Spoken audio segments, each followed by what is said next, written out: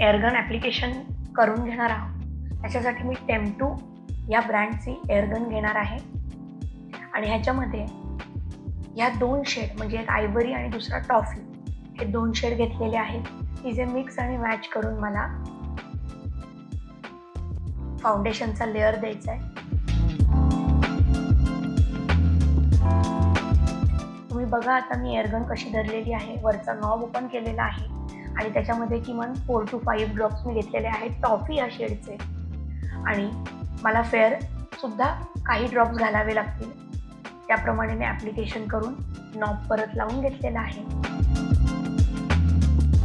Air gun charge करणं खूप important आहे.